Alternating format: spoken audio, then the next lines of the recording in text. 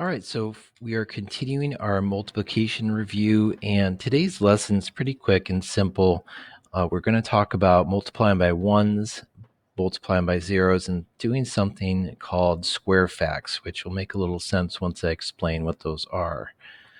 Again, for today, if you want to take some notes from the video, just so you have your own paper copy of what I'm talking about, any paper will do, and just make sure you do your notes in pencil.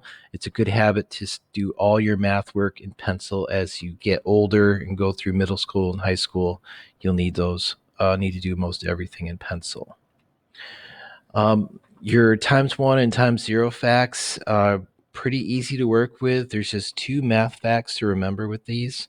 Remember, if you multiply any number by zero, the answer is always zero. It doesn't matter if you're multiplying 1 billion by zero or 27 by zero, your answer is going to be zero. So that's the general rule for that.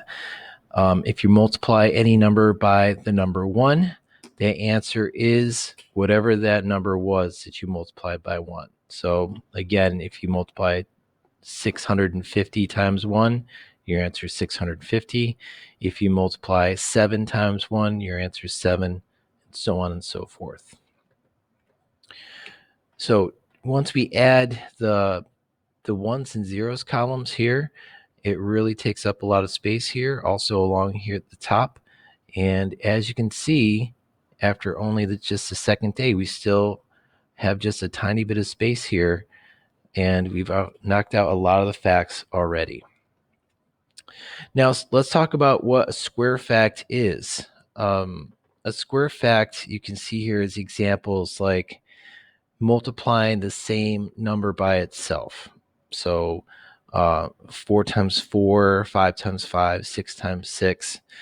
Now, if you're wondering why they call them square facts, it's because when you square a number, say you've got the number 5 and then there's that tiny little 2 in the upper right hand side of it, that's like when you square something, you're multiplying it by itself. So we call these square facts. So these are ones that you're not going to even realize that you're going to be using them all the time, especially when you're doing calculations later on in your upper grades.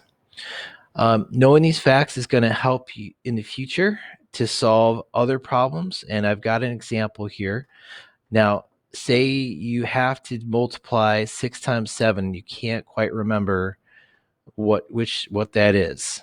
What you can do is multiply 6 times 6 in your head, which you know is 36, and then add 6 more to that. Do 36 plus 6, and you can just do that in your head, and you know it's 42, and it's simple like that. So that's a technique we're actually going to be using when we try to solve our times 7 facts and 8 and 9 and others as far as that goes.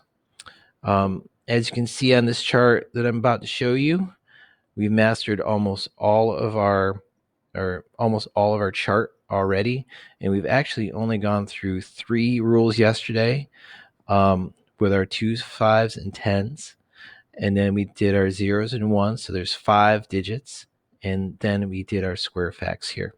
So quite a lot of progress in just 2 days. Your homework today is to log into Schoology and find today's assignment. If you're watching this video, you've already found it.